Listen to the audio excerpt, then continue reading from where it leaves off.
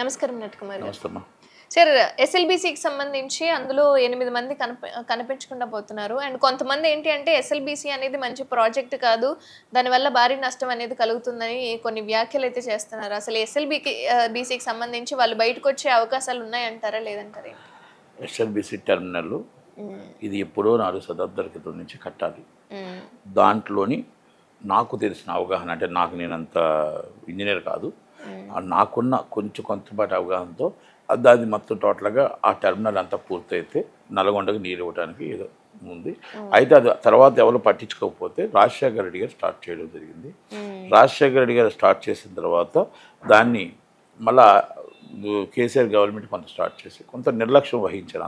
అందరూ ఏ గవర్నమెంట్ గొప్ప, ఏ గవర్నమెంట్ అయింది, అందరూ అన్ని గవర్నమెంట్లు చేస్తే అది ఎక్కడ ఏజెన్సీ పొరపాట ఏం జరిగిందో తెలియదు. ఓకే, వర్క్ జరుగుతుండగా అనుకోని సంఘటన జరిగింది. ఓకే, అక్కడ మనం ఇప్పుడు ఇవన్నీ కూడా మన అందిట్లోకి వెళ్లకుండా ఇప్పుడు 8 మంది ప్రాణాలు కాపాడి వాళ్ళ కుటుంబాలకు మనం అప్పచెప్పడానికి ప్రతి ఒక్కరూ ప్రయత్నం చేద్దాం. ప్రయత్నం చేసి ముందు వాళ్ళ 8 మంది బతకాలని కోరుకుందాం. ఎందుకంటే వాటి నిద్ర లేకుండా ఆర్మీ, నేవీ, ఎన్డీఆర్ఎఫ్, మొత్తం టోటల్ మినిస్టర్స్, మొత్తం పొలిటికల్, మొత్తం టోటల్గా అందరూ కూడా, అంటే ఎంతమంది టీం ఉందో సింగరేణి టీం నుంచి మొత్తం ప్రతి ఒక్కరు కూడా అక్కడే ఉండి కొన్ని వందల మంది పాపం వాళ్ళ కోసం కష్టపడుతున్నారు. వాళ్ళు 8 మందిని కాపాడమే కాకుండా మనం అక్కడ పోర్చకపోతే, ఆ బురద కానీ నీరు కానీ పోర్చకపోతే ప్రమాదం వాటిల్లే పరిస్థితి కనుక దాన్ని కూడా మనం ఆ ప్రమాద ఘటకల నుంచి బయటపడాలి. కనుక ఇవన్నీ ఉన్నాయి కాబట్టి మనం ఇప్పుడు రాజకీయం చేయడం అనేది కరెక్ట్ కాదు. ఏ రాజకీయ నాయకుడు తప్పు చేశాడా, లేకపోతే అది మానవ తప్పితమా, లేకపోతే అనుకోకుండా ప్రకృతి తప్పితమా, ఇప్పుడు అవన్నీ వద్దు. కేసీఆర్ గారైనా, కేటీఆర్ గారైనా, రేవంత్ రెడ్డి గారైనా అది 8 మంది బతకాలనే మనం కోరుకుంటాం తప్ప ఇప్పుడు రాజకీయం చేయడం కరెక్ట్ కాదు. నరేంద్ర మోడీ గారు పాపము అన్ని సెంట్రల్ గవర్నమెంట్ నుంచి అన్ని పంపిస్తున్నారు. ఇక్కడ స్టేట్ గవర్నమెంట్ నుంచి మొత్తం టోటల్గా అన్ని విధాలు కూడా మొత్తం సెంట్రల్ గవర్నమెంట్ ఆల్మోస్ట్, అంటే ఇలాంటివైనా చేస్తే సెంట్రల్ గవర్నమెంటే మెయిన్ వస్తాయి.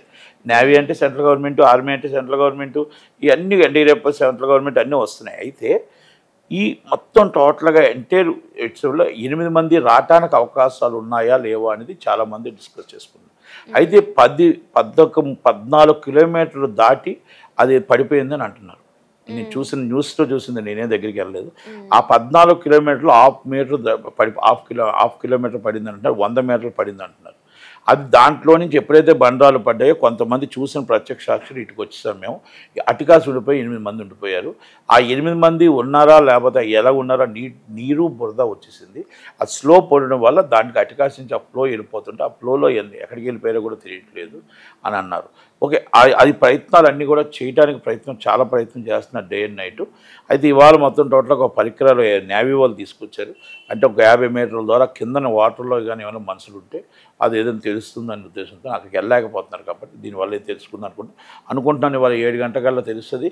ఇవాళ నైట్ కానీ రేపు ఉదయం కానీ అందరూ బయటకు సురక్షితంగా బయటకు రావాలని, మంచి జరగాలని, మన రాష్ట్రానికి మంచి జరగాలని, అలాగే ఆ మొత్తం టోటల్గా కెనాల్ని జాగ్రత్తగా ఇప్పుడైనా సరే జాగ్రత్తగా ట్రాక్లు చేసి కరెక్ట్గా మనం పూర్తి చేసి ఆ ముందు మన ప్రమాదం నుంచి బయటపడిన తర్వాత డిస్కషన్ చేయొచ్చు అనేది మాత్రం నేను కోరుతున్నాను. ఇప్పుడు రాజకీయాలు వద్దు. కేటీఆర్ గారు ట్విట్టర్లో మాట్లాడడం తప్పు. మీ ట్విట్టర్లో పెట్టి మీ ఇష్టం వచ్చి రెచ్చగొట్టడం అనేది కరెక్ట్ కాదు. ఆ 8 కుటుంబాలకి సానుభూతి చెప్పండి. ఎలా కావాలో మీరు కాపలా కాయండి. ఎలా సహాయ సహకారాలు మీకు ఐడియా ఉందో వెళ్ళండి, అది కూర్చోండి, వాళ్ళతో పాటు కూర్చొని ఎలా చేయాలో చెప్పండి.